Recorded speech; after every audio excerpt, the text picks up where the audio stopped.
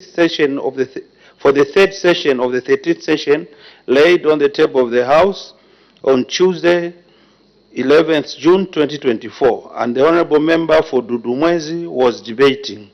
May the Honorable Member continue.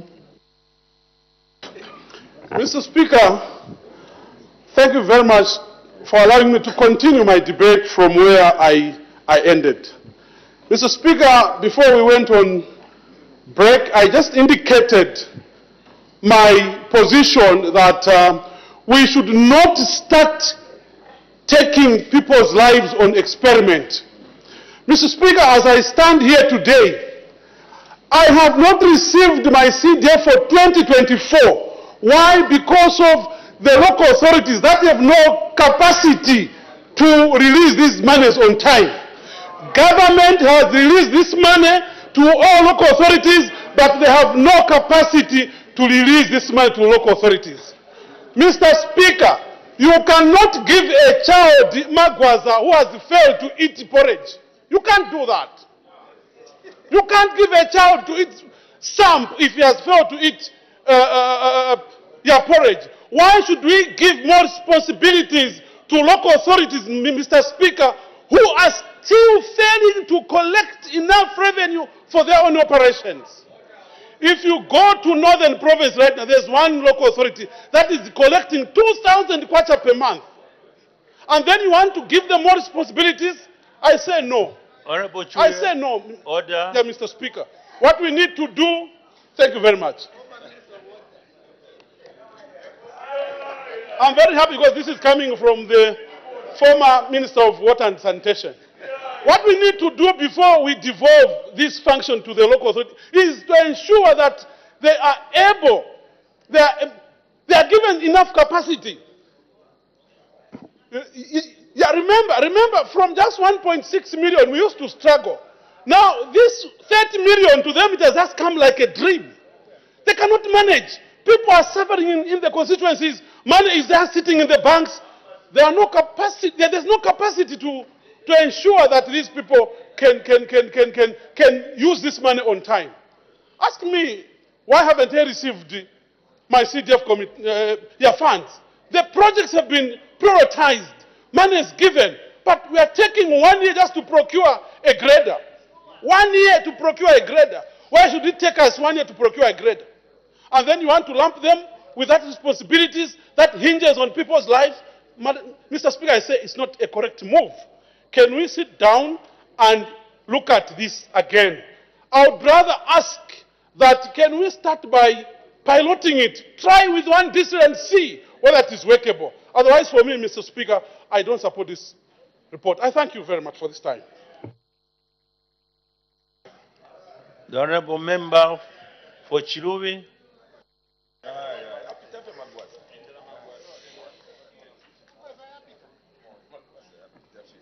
Thank you, Mr. Speaker. I think the main objective for devolution of primary health care is to achieve the goals that are embedded in universal health coverage, meaning that what it intends to do is to have a trickle-down effect on the people. Mr. Speaker, we had the National Decentralization Policy, which was created in 2002 and launched in 2004. And this was supposed to be a policy framework for what we are debating on today. Mr. Speaker, before I go further, I first want to attend to the legal framework, because one of the things that the committee said is that Mr. Speaker, I'm getting a lot of feedback and I'm failing to concentrate. Can I be protected from this feedback? Order. Honorable members, let's minimize debating while he's seated. You may proceed. Mr. Speaker, I want to start with the grand norm, which is the Constitution. From Article 147 and covering a lot of articles up to 152, it has laid down a skeleton that needs fresh. And in this case, Mr. Speaker, I want to indicate that the only surgery that needs to be done in terms of the legal framework is on the National Health Services Act, and possibly, if need be, we need to introduce in the Primary Health Care Services Act to consolidate so that it defines the flow of how this primary health care is supposed to reach the poorest person in Chilobi. Mr. Speaker, let me also indicate that in 2015, the House is quite noisy, Mr. Speaker, I can admit. As far as I'm a noise person, I think I can't debate in this environment. It's a bit toxic for me. Yeah. Mr. Speaker, let me continue as though not disturbed. What I was trying to underscore is that the issue of, for instance, integrated development plan is under the council. And the Constitution has given the council a lot of leverage. Where we seem to have a problem about devolution is an issue of what is called power differentials between the local authority and the DC's office. In 2015, there was a circular that was meant to separate or segregate the laws that the DC's office is supposed to play and the laws that the local authority is supposed to play. And in this circular, it even, not even the speaker is concentrating. Anyway. No, but I'm very sensitive with gestures because I could see that. Yeah. So, when we look at this, we are talking about an issue of where the DC was supposed to carry out civil duties. The local authority was supposed to carry out civic duties. And in that circular, these things are properly tabulated. But where we have a problem is the anxiety by Ministry of Health workers who feel that they will migrate from the payroll. And I think in this factor, what can work for now is where we have a scenario where the health workers are maintained on the payroll, the PEMIC, as it may be. Then the reporting system is changed. When we talk about primary health care, what are we addressing in terms of structures? We are addressing health posts, we are addressing clinics. And that's how far the primary health care in terms of structures can go at a district level.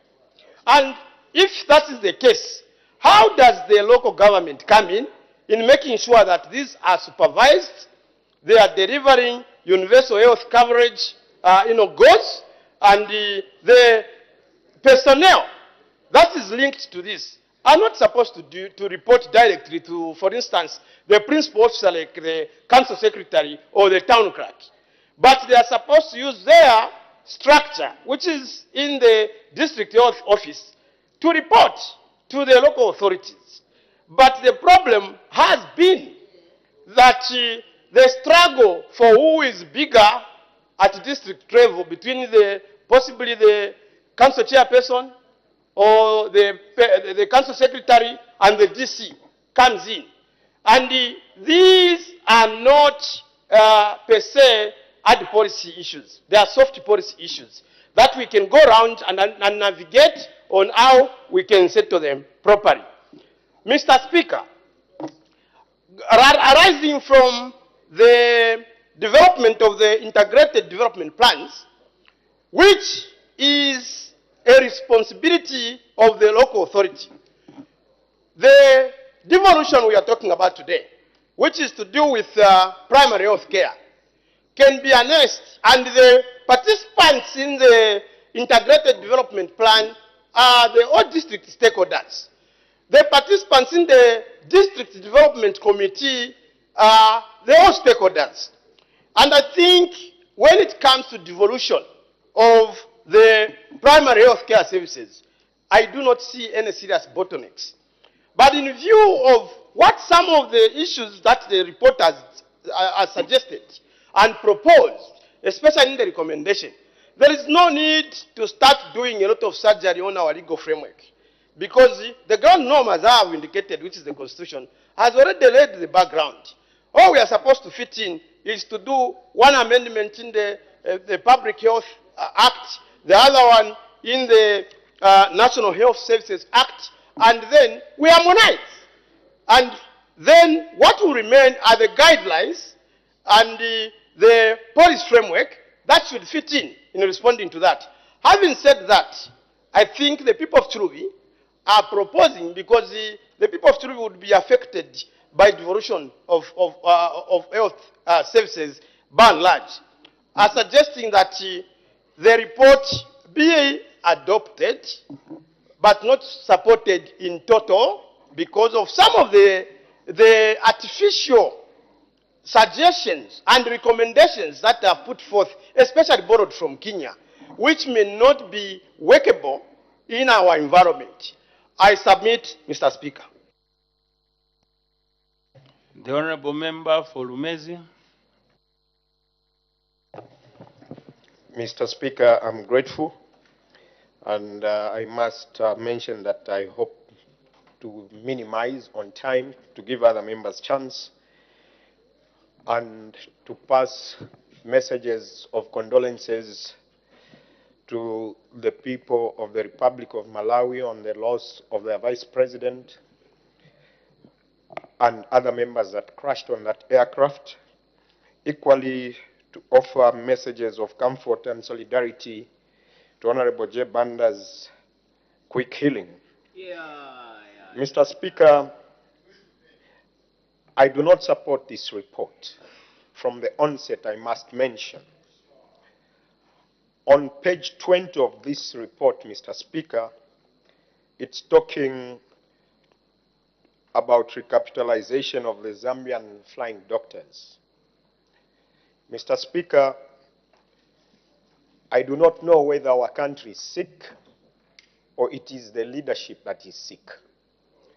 Mr. Speaker. Honorable Member, may you take your seat? There is a motion before you. Why should you start talking about the leadership being sick? Restrict yourself to the motion. Let's start on a new note this time around. Please. You may proceed. Restrict yourself to the motion. Mr. Speaker, you've got doctors that are graduating that cannot attend to patients if they are not registered with the association because they have not been granted authority to operate as medical doctors. What we need most, Mr. Speaker, is to have doctors dotted around the country at each healthy facility and not recapitalization of the Zambia flying doctors. Mr. Speaker, we recapitalize on the flying doctors. Where are the airstrips in Lumezi? Where are the airstrips in Chasefu? Where are the airstrips in Luangeni?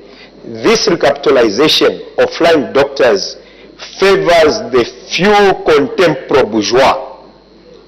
Mr. Speaker, this country should have labored to dot around doctors at each and every medical facility. We cannot be saying we are going to be flying doctors. Then what are we saying? And most of these aircrafts that we use in Africa, especially, Mr. Speaker, are third hand. The safety of our human resource, where do we place it? I think, Mr. Speaker, we must speak to the needs of our people. We cannot be speaking for the needs of those that are already comfortable. Mr. Speaker, if you go to page 4 of that report, it says, sorry, Mr. Speaker, I think on page 4 and 8 is my main matter. It will help us, Mr. Speaker, 4.3, the devolution of primary health care services to local authorities. The committee was informed that the Alma Ata Declaration of 1978 defined primary health care as essential health care made universally accessible to individuals and acceptable to them through their full participation and at a cost the community and country can afford. Mr. Speaker, universal accessible to individuals and acceptable to them. Some member here used the word that this is an artificial report. Mr. Speaker, you have one of your own members who is being kept in a healthy facility against his own wishes, against his own aspirations. Honorable member, may you take your seat? Is that part of your, or is that part of the motion, what you are talking about? You are talking about provision of primary health care. Yes, so let's just restrict ourselves to the motion. I won't guide you again. I will curtail you if you repeat on that path. You may proceed. Mr. Speaker, I made mention from the word go that I'm not supporting the report because what is happening and what has been crafted in this report, it's like South and North Pole. So, Mr. Speaker, had this report been crafted in a manner that is speaking to the happenings, I was going to support it. But we cannot be admitting to say essential health care made universal accessible to individuals and acceptable to them. That's what the report is saying. But we do the opposite. I fell sick, you forced me to go to a different hospital. It's against this. This is not what the report is saying. So had this report said, we can compel you to go to any hospital, I would have supported the report, Mr. Speaker. Then, Mr. Speaker, on page 8, the report talks of the Navision to fast-track approvals. Navision was the software capable of managing processes of operations, finance, supply chain, commerce, analytics, which the ministry utilized. Mr. Speaker, I don't know how many times this country is going to change softwares. Can we be consistent with what we do? If we develop a software, next year we change, the other year we change. Of what value? There is no value. Mr. Speaker, I appreciate the move of the motion and the committee, what they did. Unfortunately, I do not support this report. Mr. Speaker, I thank you. Thank you. The Honorable Member for Wengwa. Mr. Speaker, thank you very much for giving me the opportunity to the people of Wengwa to add a voice on the motion on the table. Mr. Speaker, to start with, let me simply say I do support the report on the floor of this House, but I just want to make a kind request to the two ministries, the Minister of Health and the Minister of Local Government. You know, I think let me also echo the same words which my brother used from Dundumwes. You know, the devolution of a power, the devolution of this of the power going to the local authority. I think it is something. If we are not going to implement it properly, it will bring a lot of problems. Right now, I don't know exactly. I think this is the reason why I'm saying the two ministries should really sit together so that we see to it that these people, especially the procurement department, which are coming from the Ministry of Health, those who are going to sit under the local authority, are well coordinated. We don't want to see a situation which we have been experiencing under the local authority, whereby the procurement department is failing to implement some of the projects in our constituencies. I think it is very important that at this level, before it is before it is implemented countrywide, let's make sure that some of these things are looked at very, very well. You know, already when this committee was going around, there was a point, at some point when they arrived at some point, they found that they have procured some medicine or some drugs which were already procured at ZAMSA, so which is not good. And it's like already there is a room, okay, for what, for pupillage, so which is not good for this country. I think it is very important that these two ministries sit together and make sure that we put people who can manage at the local level, because we are dealing with a life here.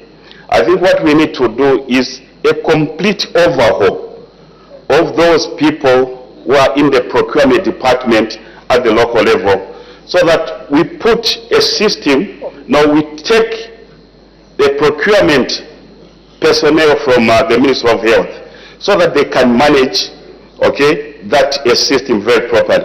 Otherwise, with the current system at the ministry, no, at the local level, giving them responsibility to purchase, not to procure drugs, it will be a huge, huge suicide for the government. Otherwise, the report is very much okay, because we cannot allow always to be deciding, people to be deciding here at the central level, to be purchasing maybe drugs in Lumezi, in Dundumwes, in Wengwa, but the people who knows, who understands, who monitors on a daily basis that we want ABCD as the local people.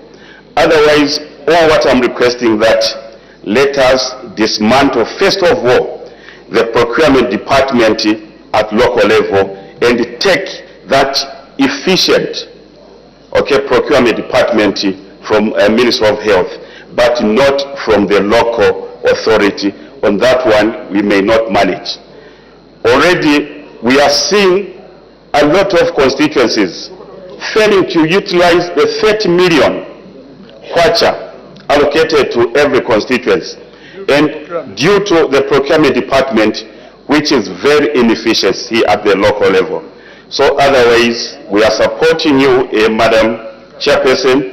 We do support the report, but we are only requesting the two ministries to sit down and see to it that we put people who are very capable, who can manage to do the right thing at the local authority. Otherwise, I support the report. Thank you very much, Mr. Speaker. Yeah. The Honourable Member for Chembe. Thank you very much, Mr. Speaker, for giving the people of Chembe to also echo a voice on this important motion on the floor of the House. On the onset, Mr. Speaker, I want to say that health is very, very important. Hence, when we want to transition to something, it's very important to make sure that we are very cautious. As much as the people of Chembe support this report, in that it has given us the insights of what is happening on the ground pertaining to primary health care, I want to say 2 or 3 things, Mr. Speaker. The first one is that we need to relook. The most contentious issue is to do with the organization structure. We haven't yet married the organization structure of the health at the same time vis-a-vis local authorities. That is the duty of the local government commission. As we do this devolution, we were supposed to know, to start with, the reporting system. Who reports to who? What qualification a person should have. because this will create a conflictual matter which is already existing of somebody with a PhD reporting in the council for somebody who is a public health technologist. So this reporting system has to be harmonized if we are to go forward in this area of the organization structure. Secondly, health issues. It deals with emergencies. Just as my other honorable colleagues have said, I will emphasize on this, Mr. Speaker, that health issues deals with emergencies. Now, these bureaucratic systems, when it comes to fund disbursement to do with health, should also be streamlined. It is not the way we are trying to struggle in terms of to have something procured. If that is the culture that will follow in this system of devolution, then we cannot go anywhere. The system should be in place on money to do with health issues, how it should be disbursed. The other issue, Mr. Speaker, which I want to say is one of my colleagues here, the Honorable, said there is that fear of people losing positions here and there. It is up to the local government commission, because they knew this coming.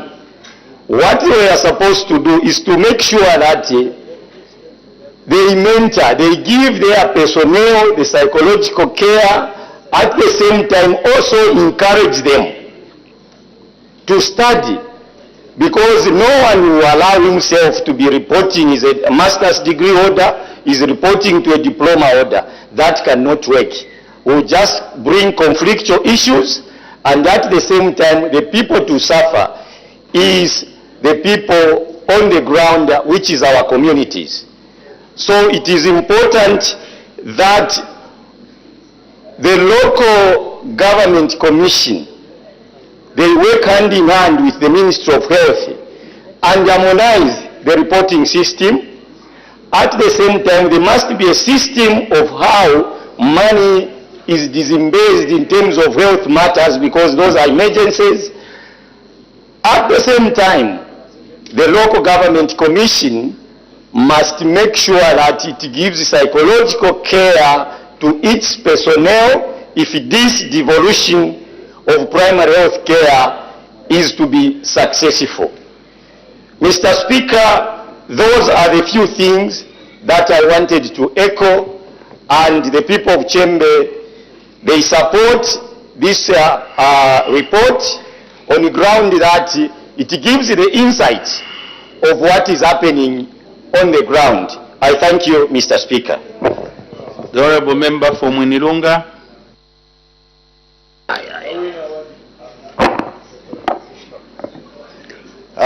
Thank you very much, Honourable Speaker. May I pass my condolences to the Republic of Malawi on the passing away of the Vice President and 9 others. May I take this opportunity as well to congratulate Honourable Kasune, though she is not here, on her appointment as Foreign Affairs and International Relations Minister.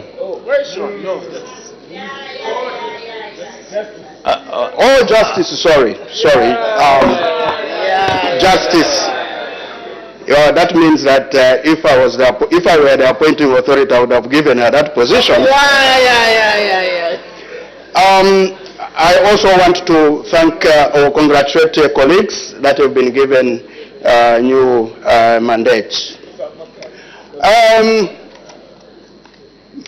Mr. Speaker, we have been on this road, decentralization, for quite some time, since 2002.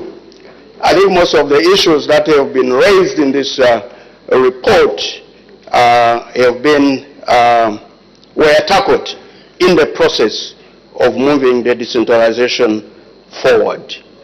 I'm just baffled to hear that the legislation and the health policy in the Ministry of Health is not aligned to the national decentralization policy. I really doubt, because for all I know, all legislation that hinged on decentralization were harmonized, including the Constitution. I also note that the report is recommending a devolution transition authority, and they are importing this from Kenya. I think we have our own way of doing things. The Decentralization Secretariat was mandated to facilitate and coordinate all activities on decentralization. There is no need to come up with another authority to manage the decentralization process. After all, we are already at the end of the road. Why do you want to bring in another authority?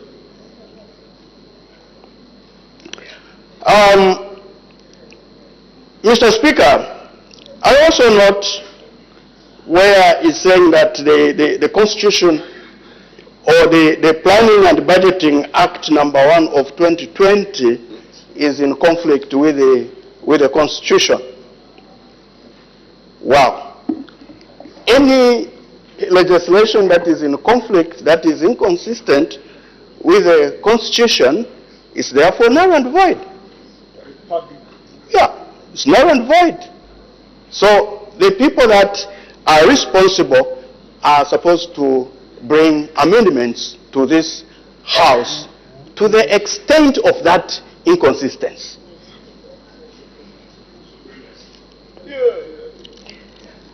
Madam Speaker, Mr. Speaker, I think my last comment is on the management of financing and all these issues. All these matters were tackled. There is a constituency development fund.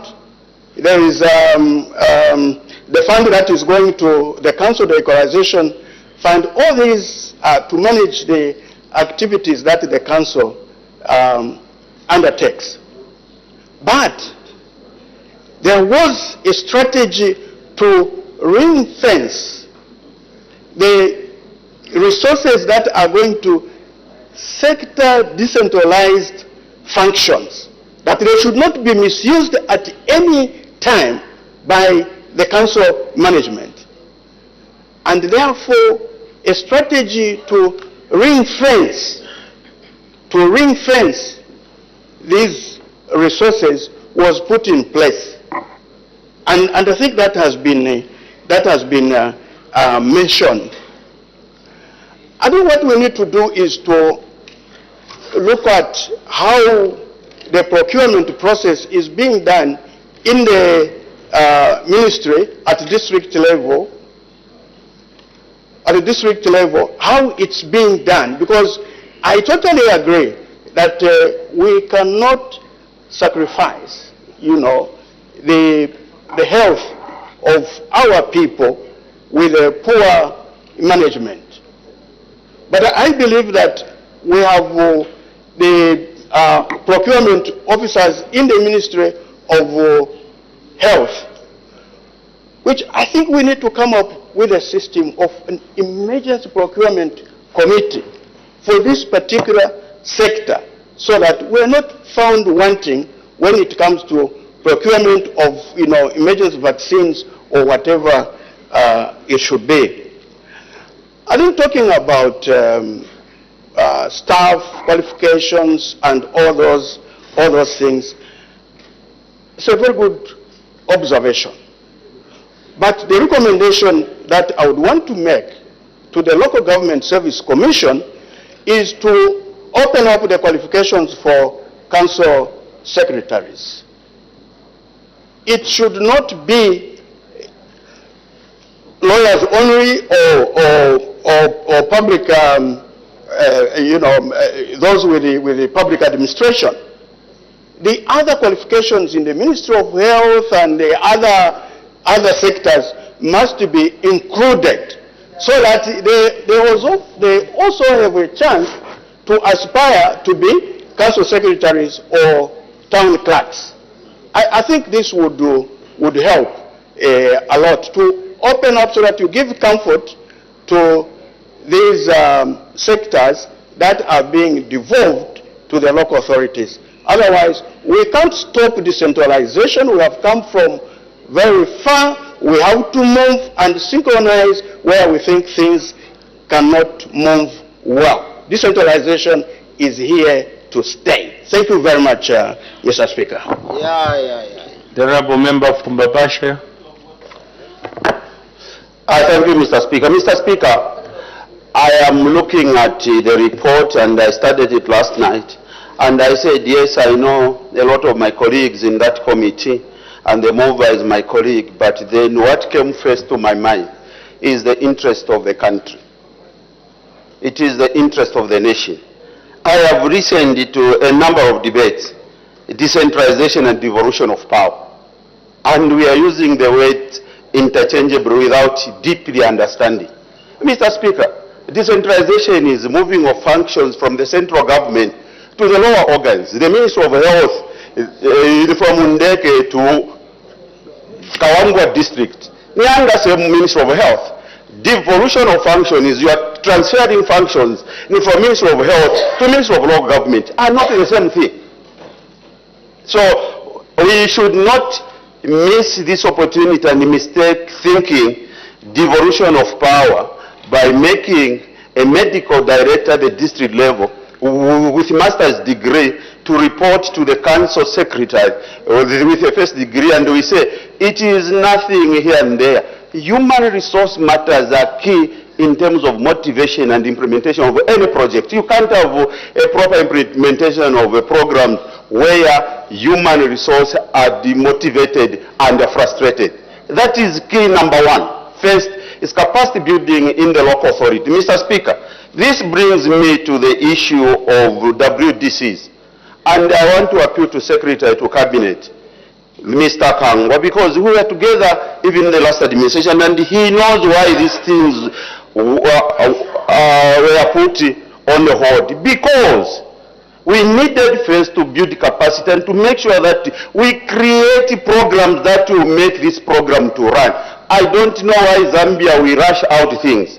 Mr. Speaker, in the other committee, we had an occasion to sit with PS for Ministry of Health. He said they have submitted the difficulties of devolving functions from Ministry of Health to Ministry of Local Government, but they have been directed by Cabinet Office. Cabinet Office will not be in Kawambu. They must listen to the people that have been playing part in the implementation of this program. Minister for Home Affairs, I want to cite as an example, and Minister of Community Development. Mr. Speaker, when they were introducing the Child Code Bill, I had an occasion to engage two of my colleagues, and I told them why we had requested this bill to hold. It's because of the following issues that are very difficult for implementation in Zambia. But they brought it and the bill passed. Here we are today. We are trying to amend the same bill. If you had listened to that advice, wouldn't have been in this situation. So I have difficulties, Mr. Speaker, in supporting the devolution of functions from Ministry of Health to Ministry of Local Government. Going forward, we are talking about physical devolution. Funds moving from Ministry of Health to Ministry of Local Government. Question number one, have we built the capacity for utilization? Because we are dealing with the critical component of society, that is human health. We are dealing with the critical component of every society. So I want to appeal to Secretary to Cabinet not to force matters on the civil service so that, no, because we have been on this subject, we need to rush through. The results will be coming tomorrow to reverse the same decisions that we are passing as this Parliament.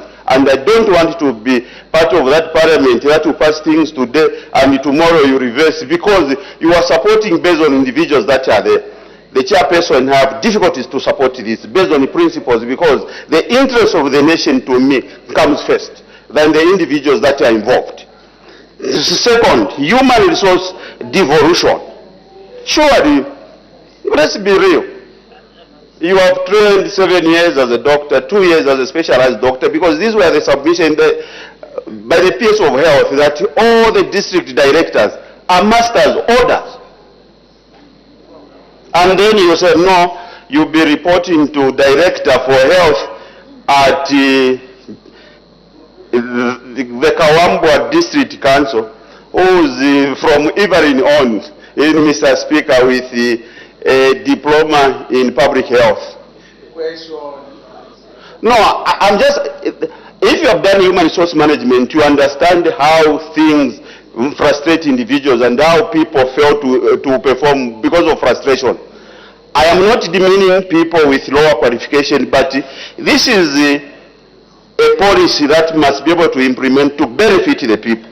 I heard, Mr. Speaker, the Local Government Act mandates the local government authorities across the country to create WDCs as a fourth layer in terms of governance structure.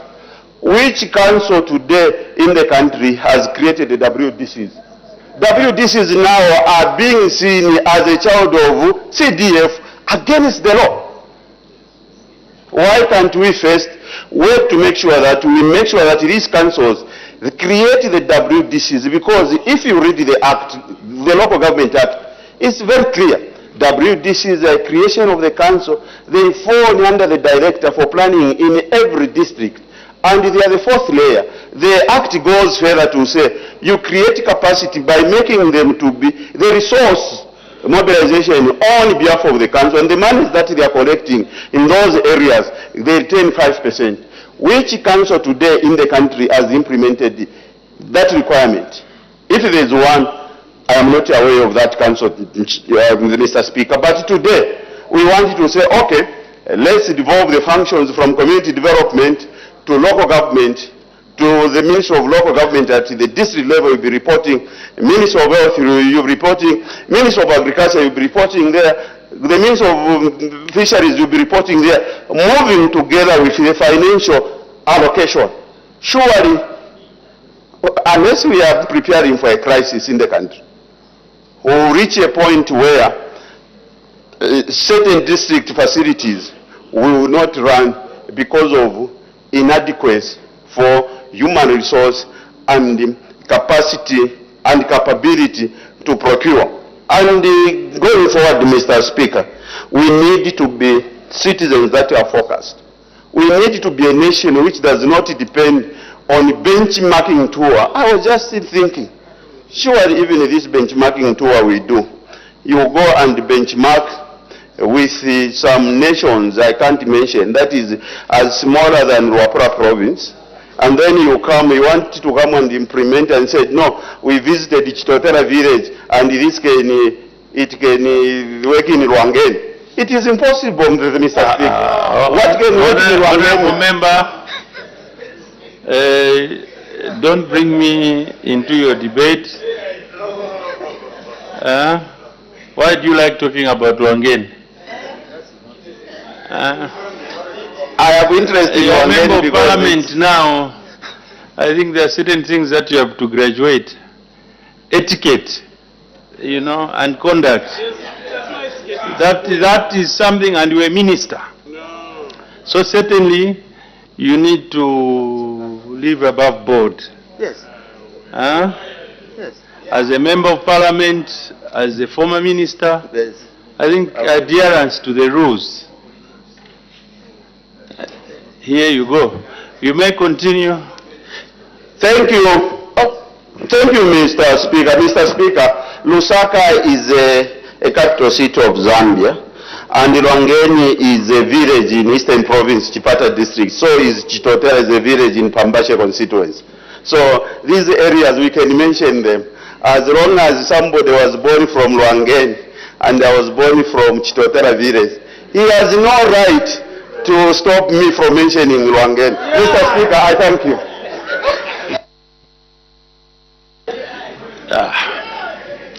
The Honourable Member for Zambezi East. Mr. Speaker, I sincerely thank you for the opportunity to debate your report, the report of your committee on health, community development and social services, which is on the floor of the House. Mr. Speaker, before I delve into my debate, I'd like to convey my sincere condolences to the people of Malawi on the demise of the Vice President of that country. I have in mind my dear colleague, Noel Kabambe, who is my former workmate at Site Savers International, who worked as a country finance manager for Site Savers Malawi, who is a personal friend to the deceased Vice President. And I convey those sincere condolences. Mr. Speaker, as we debate this report, I have in mind the performance of the health sector in the country. And I'll recap the performance of the health sector in the country under the decentralization process. Ministry of Health indeed has gone through reforms in the past regimes. And I remember during the time the MMD came into power, there were very important health reforms that were launched, which actually introduced a central board of health, an institution which administered the health sector very effectively. Of course, that was deliberate, and later on, the idea of the Central Board of Health was abandoned, and we went back to the Ministry of Health standing on its own, carrying out every activity. I must declare interest here that I'm a former employee of the Central Board of Health, where I worked as a finance person in the Central Board of Health, together with my colleague, Honorable Mutotwe Kafwaya. Mr. Speaker, health reforms were targeted at actually implementing the decentralization process. You agree with me that the decentralization process is actually the substance of the whole process, and devolution becomes the procedural part of the decentralization process. So there are two items here we need to identify. There is the substantive part and the procedural part.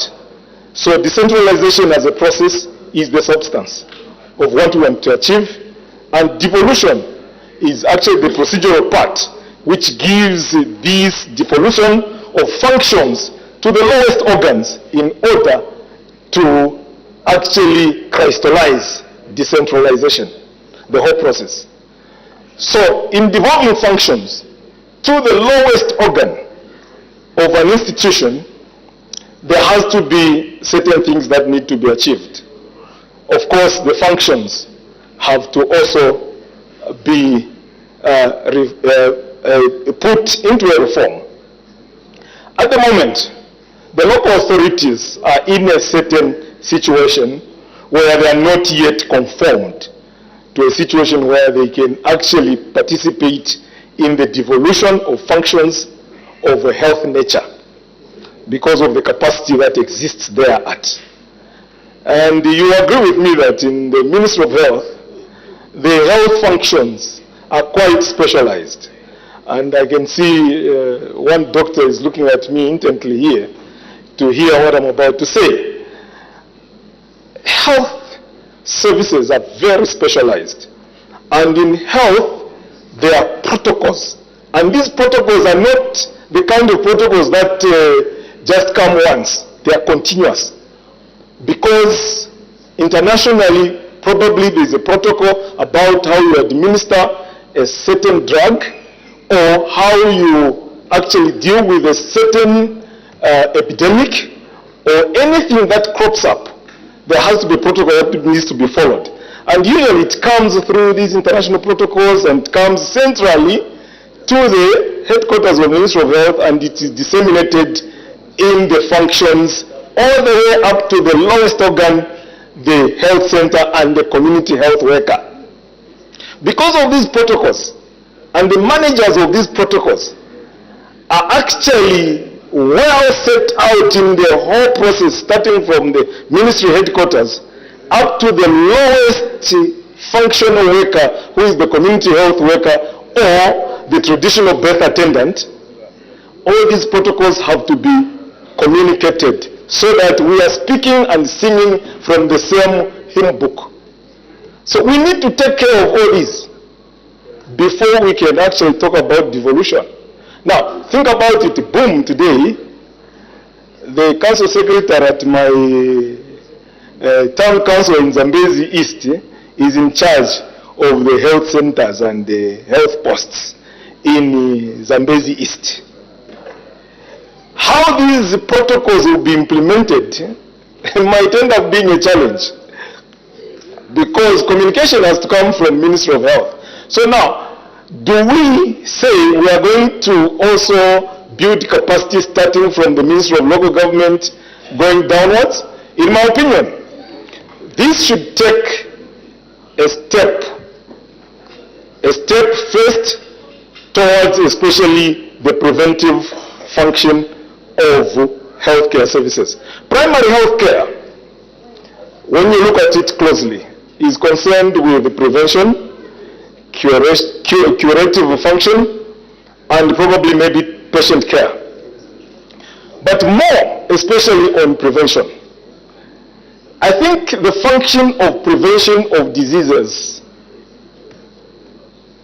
can be handled by our local government authorities. And we can as well devolve that function to that sector of government. But the issue of curing and patient care should remain with the Ministry of Health for obvious reasons. And one of the reasons is what I've just mentioned. The protocols involved are complex and it's a specialized function. Health inspection, health education and the like, that can be handled by the council. But these other functions which especially require specialized attention with the protocols involved, starting from international protocols, coming all the way from the Ministry of Health, provincial administration, district health administration, to the health centers, should remain with the Ministry of Health. I'd like to support the ambitious endeavor to try and devolve this function, but it can only be achieved in a piecemeal basis. Of course, taking advantage of what I've just mentioned, please let this be done step by step, starting with prevention first. The prevention function, and the rest can remain with the Ministry of Health. I thank you, Mr. Speaker. Thank you. The Honourable Member for Shwangando. Thank you so much, Mr. Speaker, for allowing me a space to make a few comments on the report from the Committee on Health, ably moved by the Vice Chairperson. Mr. Speaker, I think my colleagues have shared interesting concerns, and I think I will adopt part of the debate from the Honourable MP for Pambashe as mine. Because what we seem to be having a challenge with is to understand the decentralization policy. The decentralization policy simply entails, like my colleague elaborated, to take public services and portfolio functions from the central administration to the lowest organs closer to the people with matching resources. The alignment of portfolio functions is another aspect where you are getting portfolio functions assigned to a particular ministry, for example, to another ministry. That's a realignment. Now, if we look at the Ministry of Health itself, I think if there is a ministry that is so devolved, it's this ministry, closer to our people. it starts from the bottom up to the top. If we look at the facilities, we have got health posts, we have got mini hospitals, going to district hospitals, general hospitals, referral hospitals, and in that order. And I think that's a point that the Honorable MP for Zambia East was trying to emphasize. These gaps that we are trying to appreciate, how are they going to affect the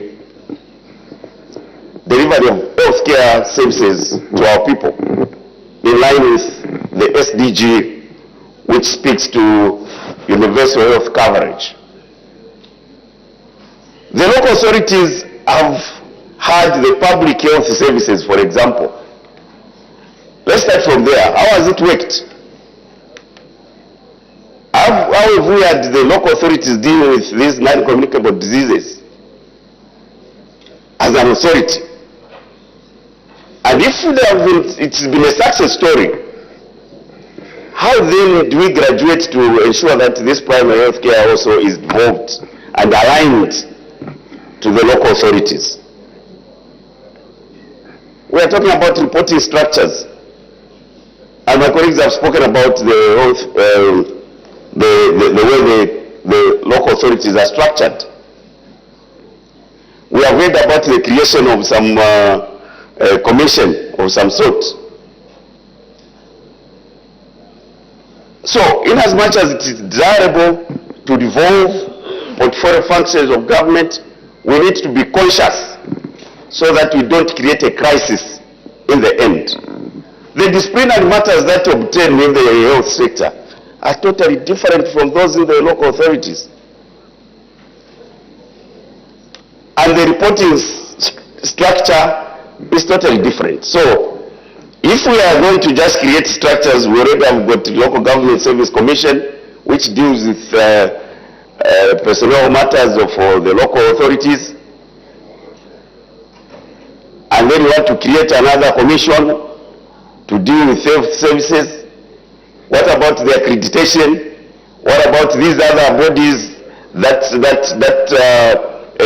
regulate and manage the health professionals? How does it work? So I think we need to reflect so much so that as we are implementing these policies, we don't create challenges along the way. And looking at the report, you could see even the resistance of those that are along the line of rail in the health sector itself. So let's pay particular attention to the views that are coming from the professionals themselves so that we can make informed decisions. Like I said, let's not mistake devolution for realigning of portfolio functions. We have seen ministries collapsed, Ministry of Chiefs and Traditional Affairs collapsed, and all the portfolio functions taken to the local authorities under the local government and rural development. How is it working? We need to do a review and see how it is working. Right now we have been grappling with these additional responsibilities on the local authorities to disperse the CDF and implement the projects. So let's be realistic, especially those of us who are here, honorable members, who have got a closer link to the local authorities. We know the capacities in our local authorities. We know the challenges that are there. So we can't come here and pretend to say, oh, is well, let's lump these responsibilities on the local authorities, when we know the challenges that are there.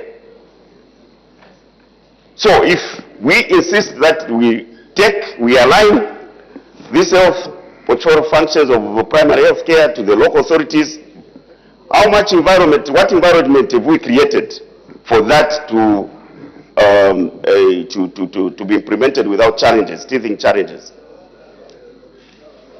So, Mr. Speaker, we reluctantly want to support this, but we have to be cautious, especially those of us here who know every day the challenges that we are facing in just implementing the programs of CDF. The issue is not devolution. The Ministry of Health is a well-devolved sector. What could be a challenge is just channeling and matching resources to those structures that are already on the ground. I think everyone here has got clinics. We have got clinics where our people go before they can think of going to the hospital. That's already devolution. How much resources are we channeling there? So we are not solving a problem by realigning. Like I'm saying, let's understand the distinction between realigning of portfolio functions and devolution, so that we can make informed decisions. So, Mr. Speaker, we need to have a clear understanding so that we don't create challenges during the implementation. Who is going to report to who? It's very critical. What structures are we going to create? To just say we are going to create this commission which will be dealing with the health, personnel matters is not enough. How much resources are we going to channel to the local authorities which have been failing to generate their own revenue, to undertake to give certain services to the communities?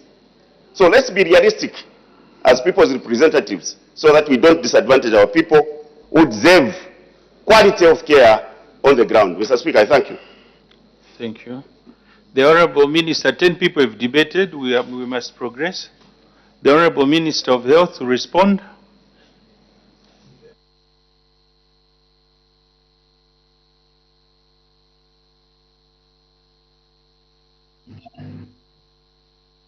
Thank you.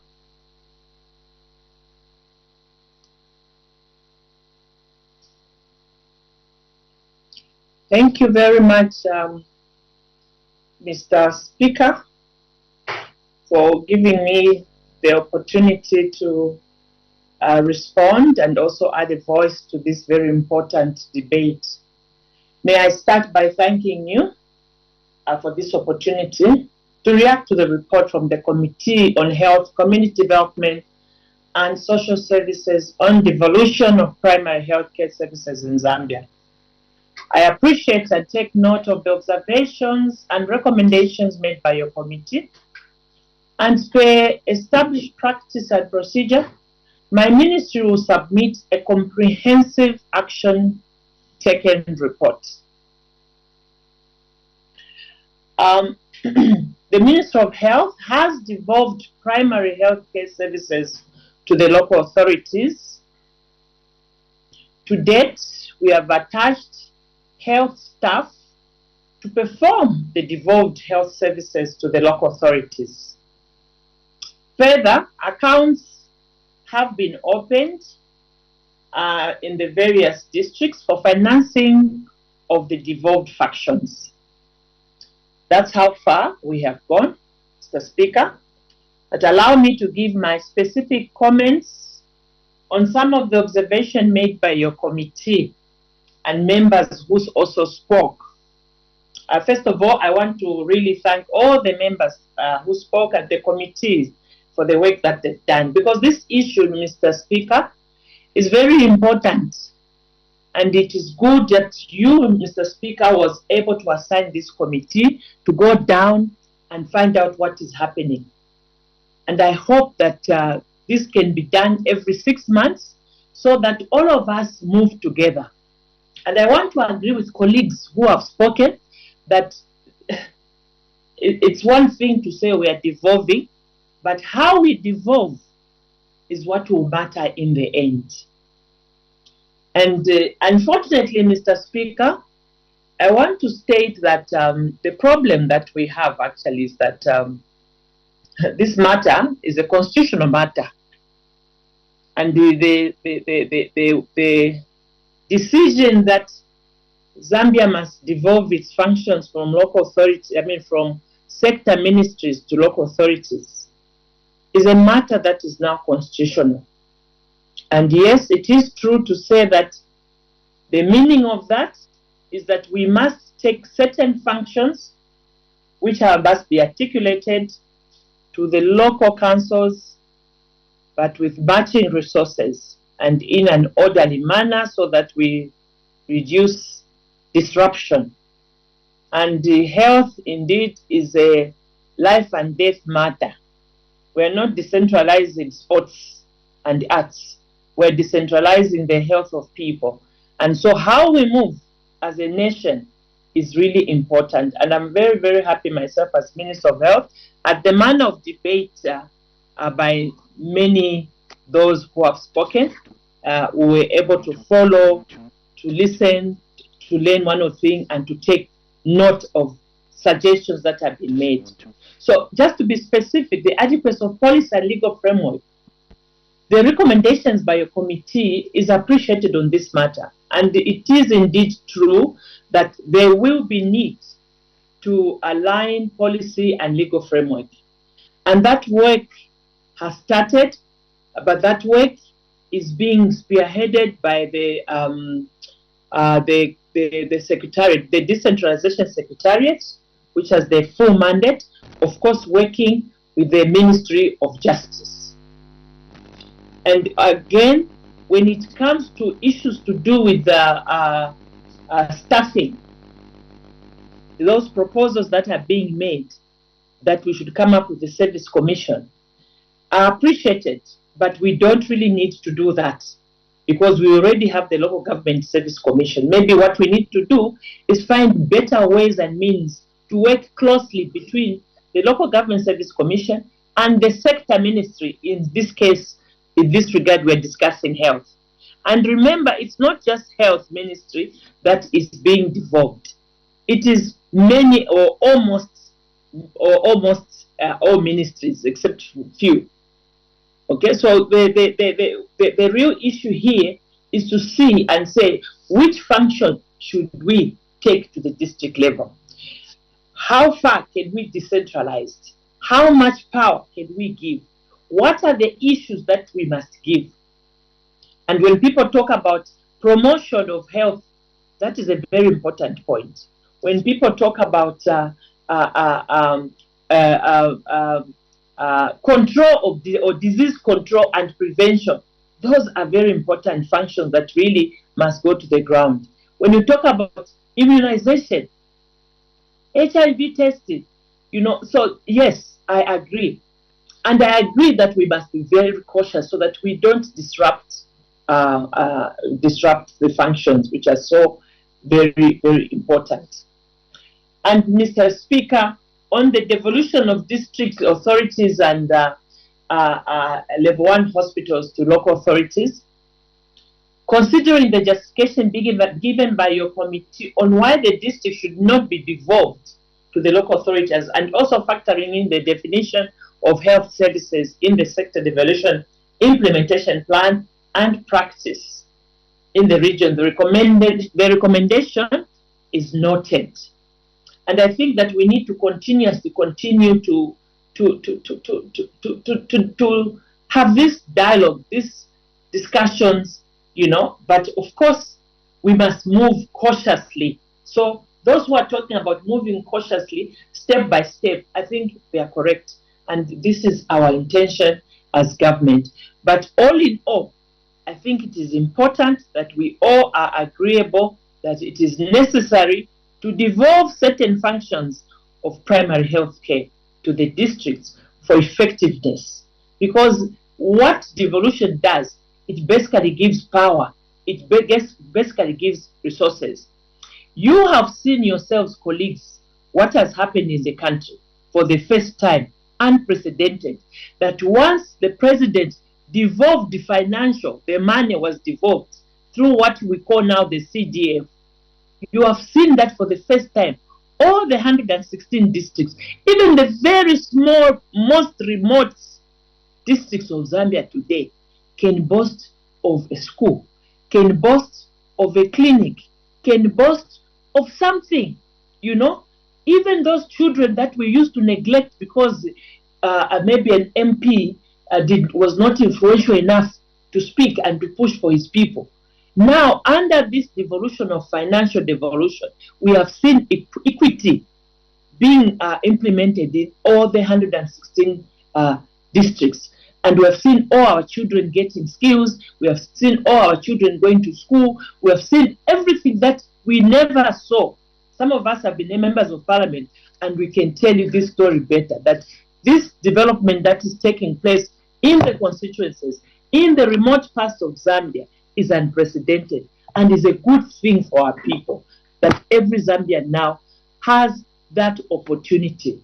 And so, Mr. Speaker, I just want to say that I agree with some of the observation. I also agree that, you know, we should not be very, it's good to compare ourselves to other countries and look at best practices. But I'll tell you that even some of the countries which are being mentioned today in this debate, that, oh, this country has done this, the fact is that they have big challenges, and in some cases, it's a disaster. Yeah? So we must not sweet quote some of these examples that we quote. We come here, and those of our colleagues who may not have gone to these countries, or because they're not in the committee, or they don't know what is happening, we must not mislead ourselves, and we must not mislead the country. Decentralization implementation is dicey. It's a very good thing, very important, but we have to be cautious, and I'm glad that the man of debate showed that we're debating as one. We have a lot of work. There's need to harmonize existing legislation. There's need to harmonize to clear staff transitions. There's issue of the constitution and implications. So we must take our time cautiously. The plan had already defined that we must evolve using step by step. But as you know, this is a constitutional matter. And once it was announced, it meant that it's the whole country must be devolved. And that's why we must do it, but we must do it cautiously. And I agree with all the speakers that spoke very eloquently and really are speaking as one Zambia, one nation. It makes me happy as a senior member of parliament when I see people debating a nation, debating issues without political language, which normally spoils our debates, and we can't get what one is saying. Honorable Minister, wind up. Mr. Speaker, I want to conclude by saying that I wish to state that the report of the Committee on Devolution of Primary Healthcare in Zambia looks representative of the happenings on the ground, and have taken note of the observations and recommendations, and we will study further, and we will prepare the action taken report for the August House. Once again, Mr. Speaker and colleagues, thank you very much for your contributions. It was very interesting and very enriching, and we'll do our best as a sector, and also to take note that there are many other sectors. And when we say we're devolving to local councils, we're not devolving to Minister of Health, to Minister of Local Government. We are devolving to a council, a local government organ, and that also has other substructures below it. Thank you, Mr. Speaker. Thank you. The Honourable Member for Isoka wind-up debate. Thank you, Mr. Speaker. Mr. Speaker, I would like to thank honourable members who have debated this motion. Honourable Member for Kamfisa, Honourable Member for Dudumwezi, Honourable Member for Chilubi, Honourable Member for Lumezi, Wengwa, Chembe, Mwinilunga, Pambashe, Zambezi East, and Shiwangandu. Mr. Speaker, I call upon all members of Parliament to support this motion.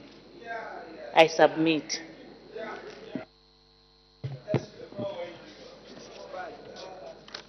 I put the question. The question is that this House adopts a report of the Committee on Health, Community Development and Social Services on the devolution of primary health care services in Zambia for the third session of the 13th National Assembly, laid on the table of the House on Tuesday, 11th June 2024. As many of that opinion say aye.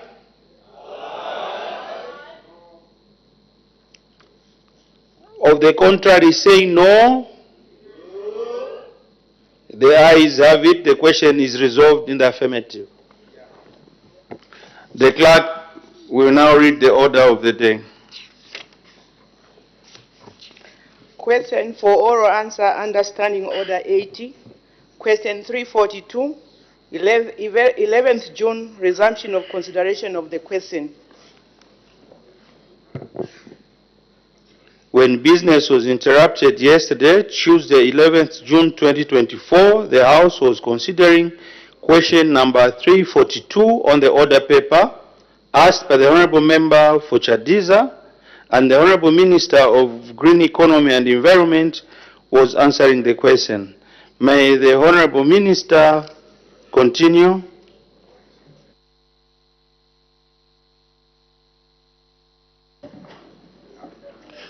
Thank you, Mr. Speaker.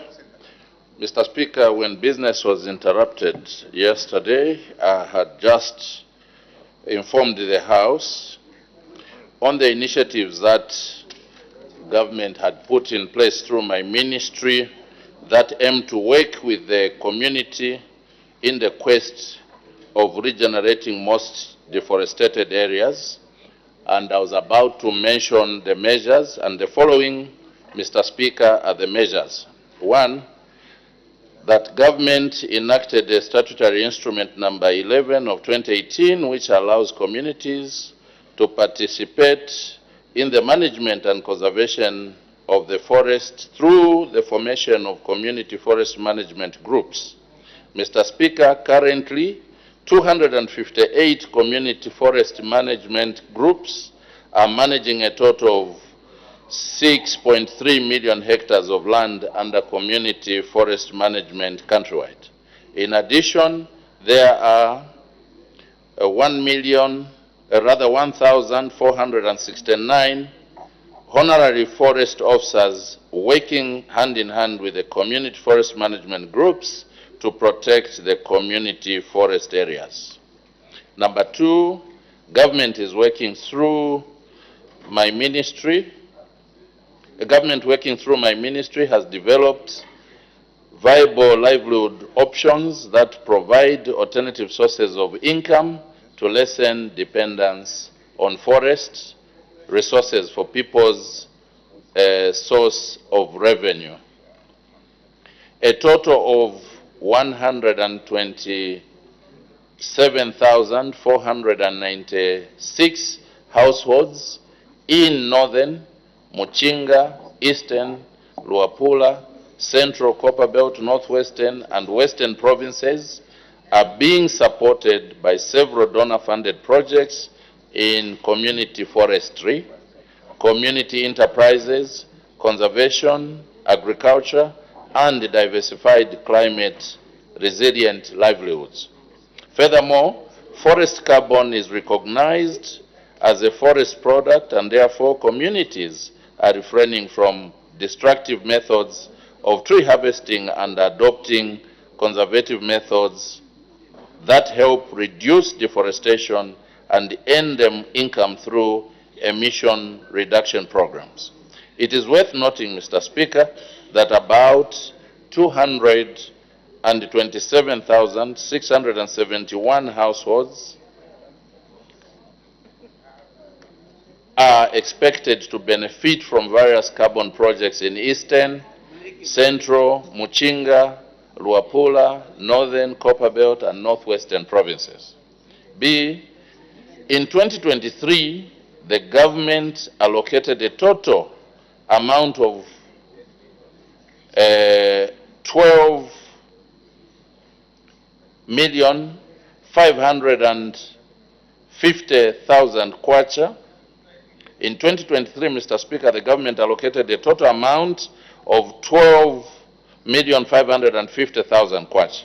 However, the ministry is running a number of projects countrywide that are supporting efforts to curb deforestation.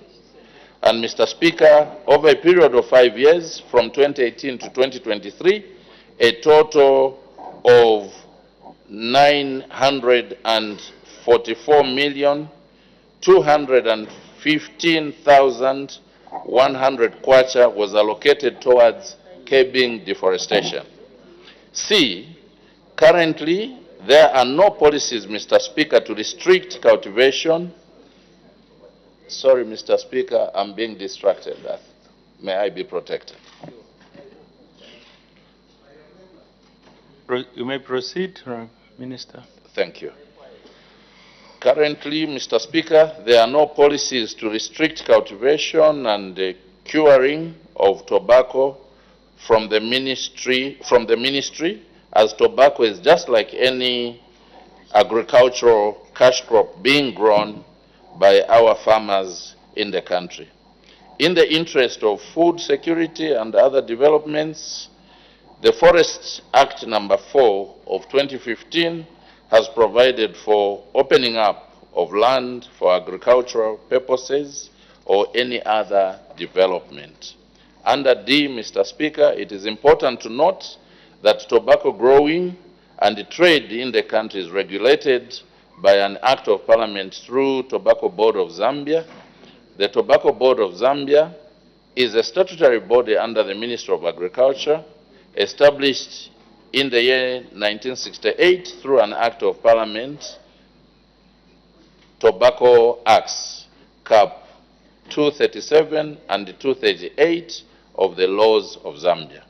The ministry, however, has been engaging and encouraging organizations supporting the tobacco farmers to venture into alternative methods that reduces the dependence on natural forest for tobacco curing.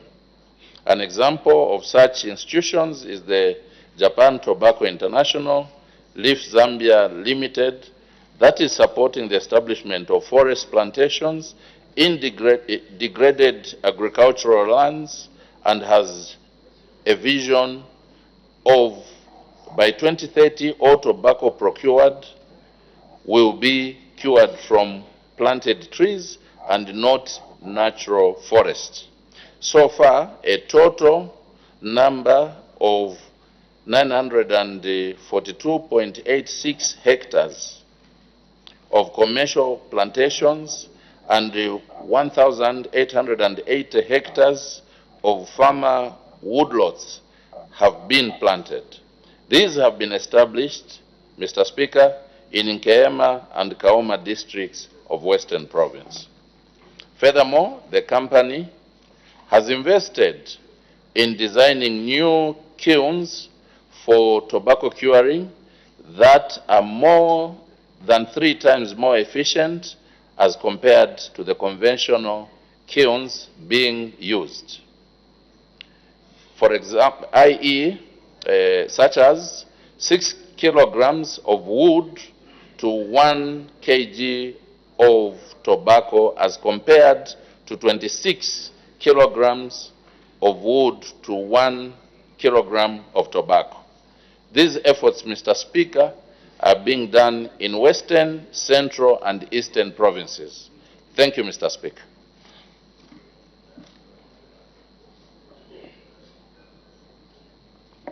The Honorable Member for Chadiza.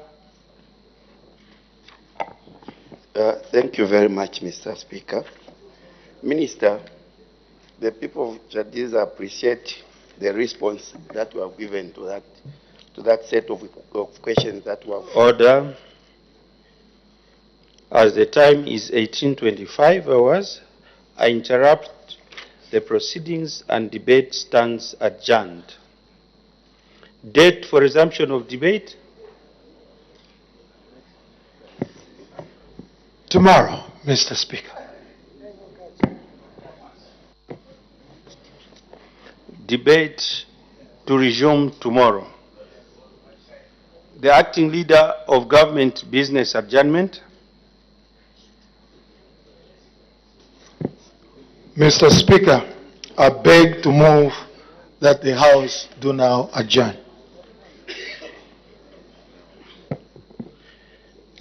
Notice of an item for debate on the motion of adjournment of the House has been received. The Honorable Member for Chirubi.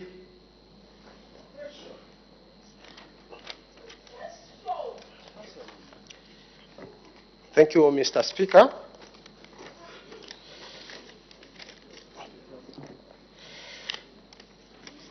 I beg to move the motion on enhancing security measures to safeguard the lives of the taxi drivers while on duty. Mr. Speaker, Honorable members, let's avoid movements. You may proceed. thank you, Mr. Speaker. Mr. Speaker, this motion is non-controversial and informed by what has been happening in the transport subsector, which is also providing economic benefits to the taxi drivers. Mr. Speaker, I would lay the background, and I think those that are willing to also pick up the motion. I do realize, Mr. Speaker, that according to the new standing orders, this particular portion has just been given 30 minutes. And I think for those that may be willing to take up the other portion, I think I'll try to provide. Mr. Speaker, the basis for this motion is following many deaths that we have had as a nation, arising from security gaps that have been identified, where we have had loss of property by the taxi drivers, we have had loss of life, and I think the latest one is just about 4 days ago, where we lost a young life. And I think, Mr. Speaker, as the leaders and as concerned lawmakers, we need to speak to this particular question of security. Mr. Speaker, I do realize as I stand here that the motion talks about taxi drivers in general, but I also remember and am aware that we have got drivers that are catered for on the e-platform, which are controlled by the private sector on the e-platform. Mr. Speaker, the starting point is that I do recognize what the Road Traffic Act number 11 of 2002 has covered, and from that particular act, that's where I'm going to base my debate in talking about, because the act in section 2 refers to a taxi cab, and within the confinement of a taxi cab, that is where I'll be talking about. Mr. Speaker, I also do recognize that there was a statutory instrument number 19 of 2024, which came through in June, which tried to address some of these issues. And among the issues that this statutory instrument addressed were the e-platform operators to provide the details of a driver, and among the details is the number of the driver, the number plate of the driver, also the national registration card of the driver, and all those factors that identify the driver. Mr. Speaker, I have to indicate that in that particular statutory instrument, and coupled with the Road Traffic Act number 11, there is a lacuna that was left, and that has read and has exposed the drivers that are involved in this particular business, which is an economic sector in our liberalized economy, to danger. The lacuna that I'm talking about, Mr. Speaker, is an issue where if a taxi driver has been booked on the e-platform, it provides the name of the customer or the client, and it also provides the number of the client.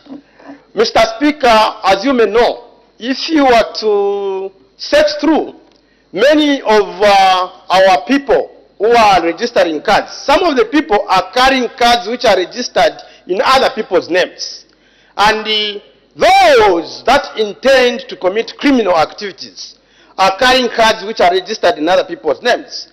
And I think it is very difficult sometimes for the police or the law enforcement agencies to just use that particular information as enough material for investigation when a crime has been committed. And meaning that there is already a gap there, and it does not cushion and protect the driver, especially when it comes to an issue where the driver has lost property or possibly a vehicle or money that they have earned for, or in worst scenario, life. Mr. Speaker, this motion is being pushed that possibly going forward, we need to see how we can manage especially the e-platforms where we are, those which do not cover the rights that are not covered by the e-platforms, such that it provides enough information. Should we have a situation where a person has lost life or property, the police or the other law enforcement agencies will have a starting point. Mr. Speaker, I do recognize that further, the statutory instrument, which talks about other details of the driver, gave information on the distances that has to be covered. It has to reflect the fares that have to be covered, where the driver is going, meaning that the e-platform is equivalent to a tracking system. And Mr. Speaker, it means that when we say safeguard, meaning what is there, or in hand, so to speak, what is there is not enough to protect the drivers. And since we are calling for enhancement, it means that there must be measures that are supposed to come in so that to improve on the quality of security that is existing currently. And among the measures, Mr. Speaker, that I am suggesting is an issue where the customers' details are properly captured. Among the measures is that those investigative officers or the law enforcement agencies should be linked to these people or these companies. I have in mind, I know that in Zambia we have got Ziti Unka, we have got Yango, I know that Ulendo, I think, has become passive of late, and so forth. So, these should be linked to a tracking system of the Ministry of Internal Security, so that sharing of information and investigating some of these cases may not be such troublesome when an occurrence like death has occurred. Meaning that when such platforms are properly shared, especially linked to things like Smart Zambia, which can be observed with highest level of confidentiality. And I know that government manages a lot of information anyway, and if this be the case, it means that the sensitivity of the matters that are supposed to be managed within these parameters are supposed to be linked to ZICTA, are supposed to be linked to Smart Zambia, so that when an occurrence of such nature like death, an occurrence of the nature like losing property occurs, the law enforcement officers will have a beginning point to investigate. So far, I know I may not even conclude that the law enforcement officers are doing nothing about what the deaths that we have encountered so far. But it is troublesome to start even finding out. I was of the view that looking at the information that the e-platforms, the e-platform rights have so far, it will be very easy to know who the assailant is or the murderer is in the case of death. But you find that when such an occurrence has occurred, like in the case of the latest Aaron, we start fishing. We go on a fishing expedition when information is supposed to be available through Smart Zambia. When information is supposed to be available through ZICTA. And the trace, even if it is a guess, if, for instance, we are to have, we lost the ball yesterday.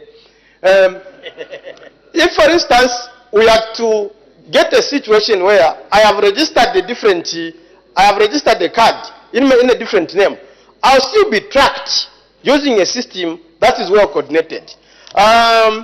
Mr. Speaker, in the interest of time, and I think I'm not alone who would like to talk about this particular interest, I would like to submit that there is need that the Minister of Home Affairs takes keen interest in the death, the loss of property, and many other factors that has to do with security that are found troubling the taxi drivers cutting across. Order, your time is up, Honorable Member. Thank you, Mr. Speaker. I think the House is surprised that his debate has been timed. This has been necessitated by the new standing orders that came into effect on the 1st of April. That also allows, after concluding his debate, a few members to debate until 18:55. I think the standing orders are being fine-tuned in terms of typing. Madam Speaker mentioned yesterday. I'm sure during the course of the week, you'll be able to be given your hard copies. So may the Honorable Member for Lumezi. Mr. Speaker, thank you very much. I appreciate the move of this motion, enhance security measures to safeguard the lives of taxi drivers while on duty. I would have appreciated it if we just said safeguarding the lives of drivers. It's not only taxi drivers that are in danger. Mr. Speaker, these ugly situations where drivers are being hired and then abducted, killed, is something that should concern all of us in this House as lawmakers, both from your right side and the left. No one has a spare life, Mr. Speaker. We all have one life. Mr. Speaker, the issue of abductions, if we completely leave it to ZICTA, we are living in modern times where a privileged few can afford to have a tracker in their boxer. A privileged few can afford to have a tracker in form of a chip on their wristwatch. But the masses that are not privileged to such facilities then will have a problem as a country. For a simple reason, Mr. Speaker. If Monir Zulu is a target of the abductors, I can have a tracker on my vehicle. Traditionally, you put a tracker on someone's motor vehicle, like for my wife, to monitor her movements on my phone. But now we are living in times where I've got a tracker for myself with a third person monitoring my movements so that there is a story to be told tomorrow. It's no longer an issue of ZICTA. There are private facilities that have trackers which you pay $10 per month for internet connectivity. Now, you bring the police that do not know that they're trailing someone who is also being monitored somewhere. Mr. Speaker, private citizens may not afford these facilities. Mr. Speaker, I could have that tracker in my shoe so that if I'm not there tomorrow, someone will tell a story. As technology is advancing, we expect that the security of the nation should be 10 steps ahead. But the fears that the people of Lumezi are having is that we are moving at par with the state. Ordinarily, the state should be 2-3 steps ahead. Why are we behind? It's not only the issue of the Honorable Minister of Home Affairs. This issue, the Minister of Science and Technology should have addressed this House. Why is it that technology, we are behind? Our men in uniform can no longer be colloquial with their operations. We can't, Mr. Speaker. We are dealing with the lives of citizens. Mr. Speaker, I can go to a barber shop behind Parliament building and have a chip right here. And then the story is told. The police statement will be parallel to what reality is. Only that this is a matter of an investigation. I would have cited an example. there is a vehicle that is in the hands of the state, is located on a truck somewhere, where will that leave the state? So, Mr. Speaker, this is an important motion which should be appreciated by all your members, right and left. It's not controversial. What we should just agree is these taxi drivers, though he's used the word taxi drivers, younger drivers should have a security feature in form of a chip so that their movements are ably traced and the police are not seen to be incompetent with operations. Mr. Speaker, I thank you. The Honourable Member for Zambia East.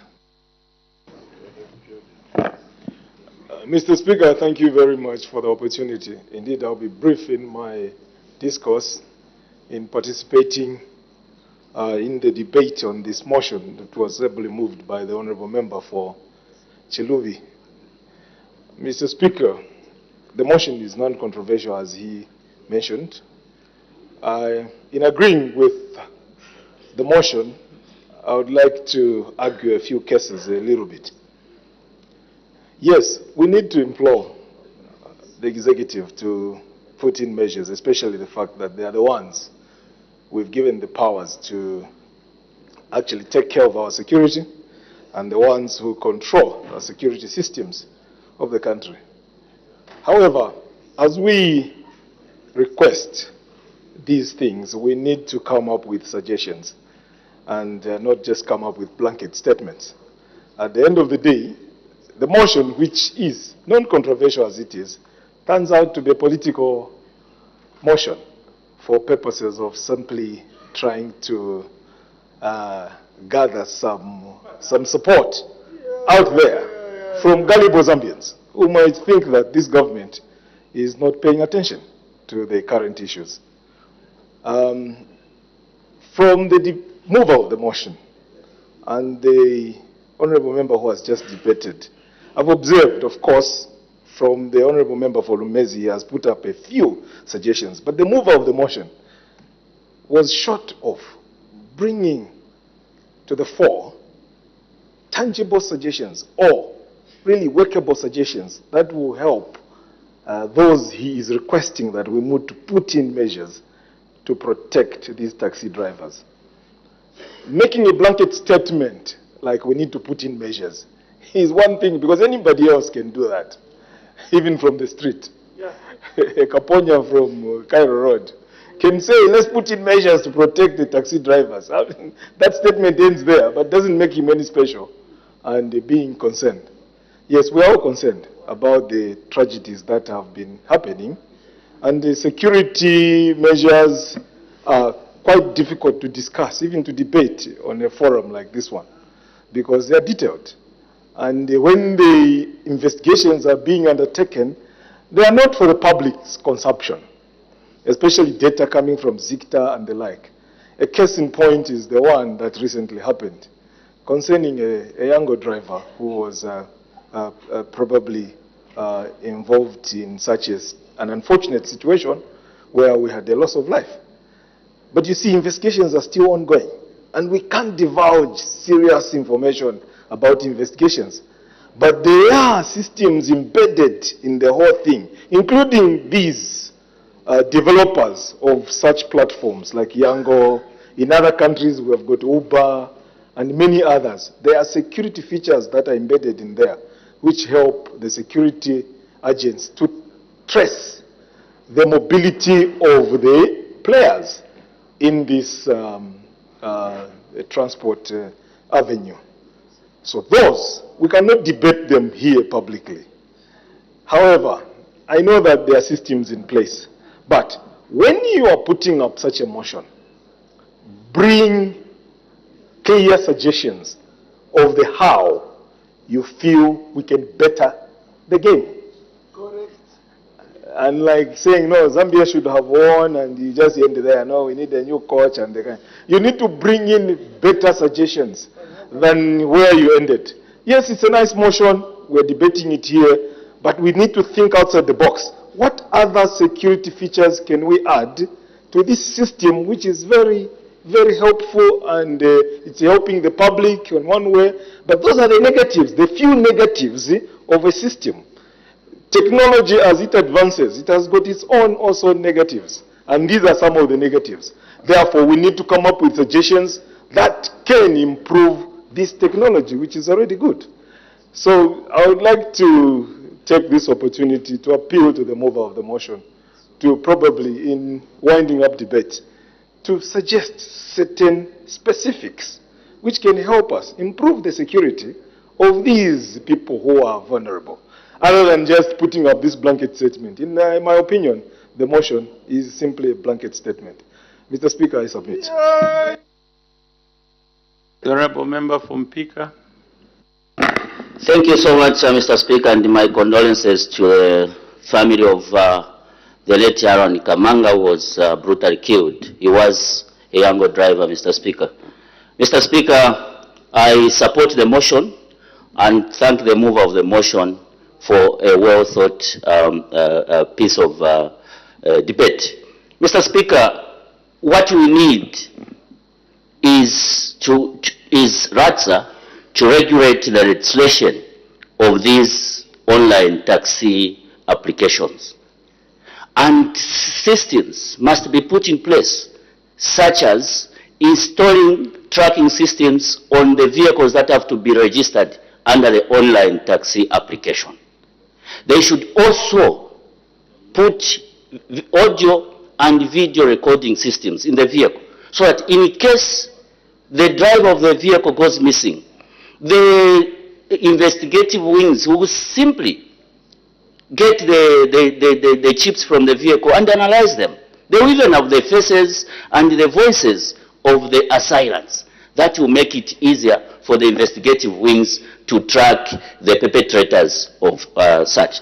Then there also must be collaborations between these online taxis and investigative wings. Time and again, there must be collaborations, more especially that in our case as a country, we have the safe seat infrastructure, security infrastructure, which can be used for tracking criminals involved in the hijacking of cars. Mr. Speaker, in other countries, these are the things that they are using to ensure the safety of their citizens. Even in countries such as Tanzania, that is what they are doing. And that is what we must do. Here, we have criminals that are even registered as drivers under Yango. And these are the people now who are collaborating with the other criminals to put the lives of our people at risk. This, Mr. Speaker, can be avoided if RATSA was engaged to properly scrutinize those who are being registered as drivers, first and foremost, on the online taxi applications, then also register the actual applications.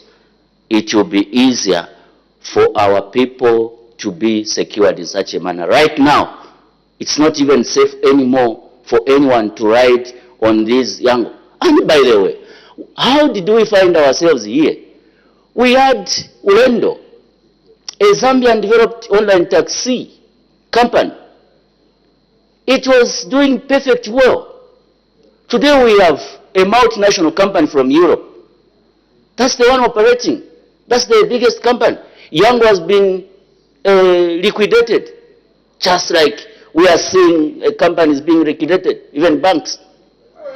How did we find ourselves here, Mr. Speaker? Mr. Speaker, had we maintained Ulendo, they had the best security systems in place. They were doing background checks on the people that they would register on the system. Today, that is no longer the case. For as long as one has the vehicle, they are even able to register on the Yango application from the comfort of their home, without Yango even checking the person that they are putting on the online taxi application. That is unacceptable.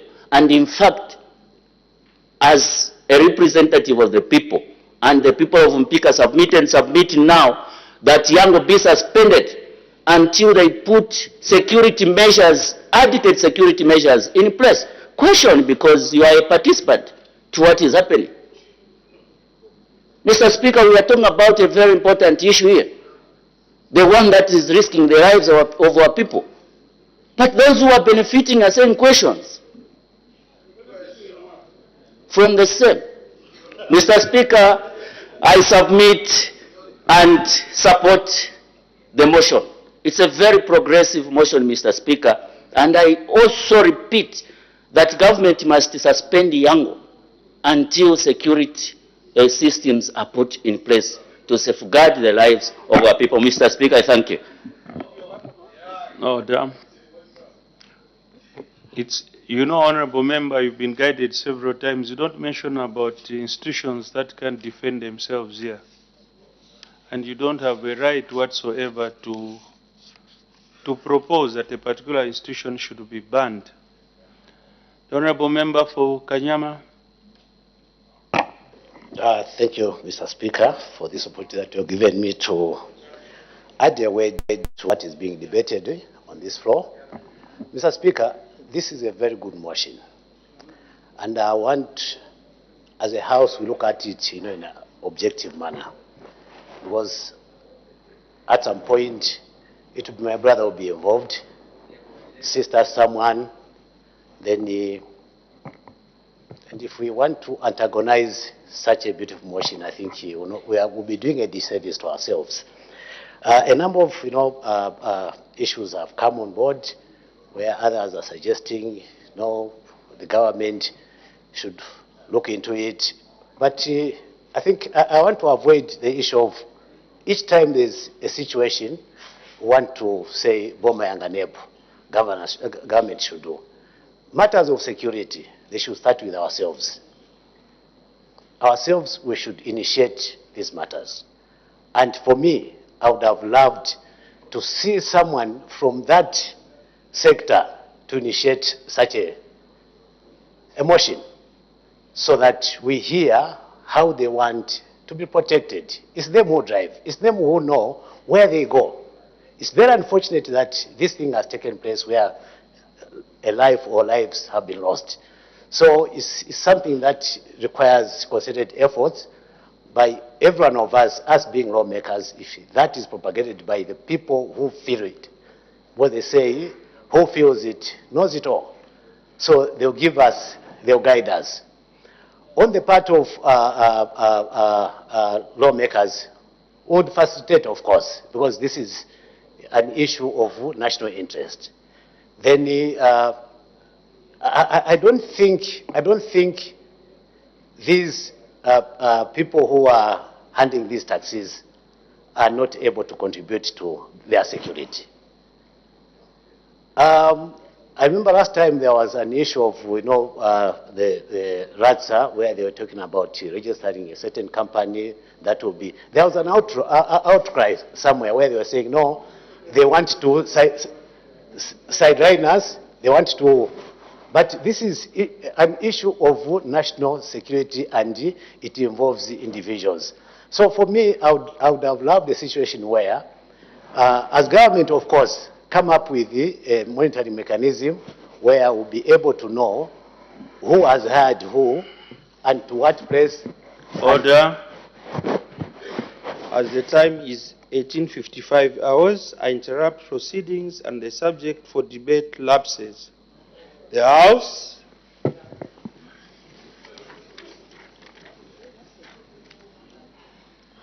is now adjourned.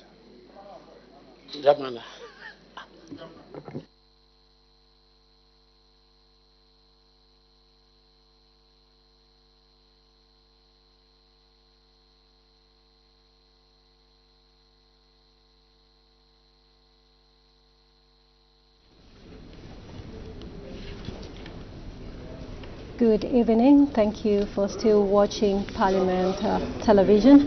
We now take a look at business that has been considered on the floor of the House from the time business resumed at 14:30. And when business resumed, Madam Speaker did make two announcements. We begin by giving you the details of the first announcement.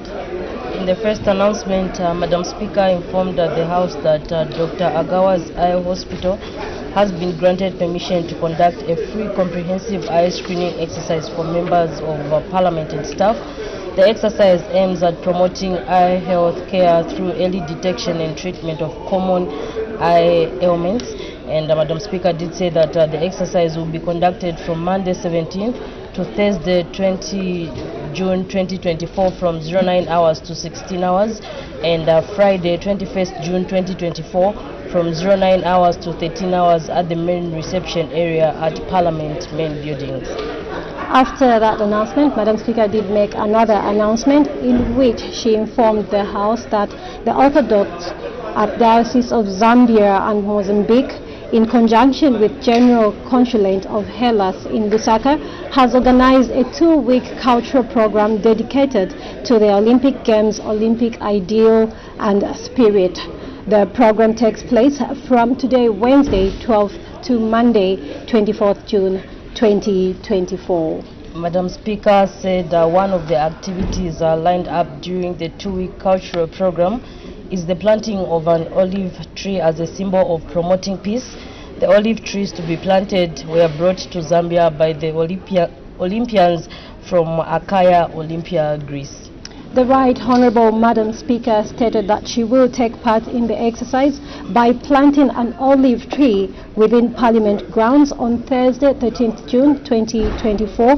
This will be the first tree planted at the National Assembly in Africa under this program. The planting of the tree will also be used as a platform to disseminate the Speaker's Plant a Tree challenge. The tree planting exercise will be preceded by the official launch by the Right Honourable Madam Speaker of a 2-day symposium in the amphitheatre at Parliament buildings. In this regard, Madam Speaker encouraged all honourable members of Parliament and staff to attend this important event which will take place at 09 hours. And so those were the 2 announcements that Madam Speaker made this afternoon when business resumed, and thereafter the House did go on to consider urgent matters without notice, and after the consideration of urgent matters without notice, the House went on to consider questions for oral answer under Standing Order 80, of which 5 questions were considered. 1 question did lapse. We now just take a look at some of the questions that were considered. Question number 343 came from Chiluvi, Member of Parliament, Mr. Mlenga Fube, and he directed his question to the Minister of Community Development and Social Services. He wanted to find out a question in 3 parts: whether the government has any plans to restructure the distribution of fertilizer under the Food Security Pack program in wetland areas. And so the minister did say that the ministry has no plans. In part B of the question, he wanted to find out, if so, whether the use of cooperatives as an economically viable channel will be considered. And the minister did say that there are no plans to use cooperatives in the distribution of fertilizer. In part C of the question, he wanted to find out which constituencies are earmarked for the implementation of the exercise, and the minister did say that districts determine the constituencies at the point of targeting. Question number 344 did come from Mr. Twambo Mutinta, who is a Teji Member of Parliament, and he did ask the Minister of Water Development and Sanitation in A, whether the government has any plans to construct a water reticulation system in Teji district, and the Minister did respond that government has plans to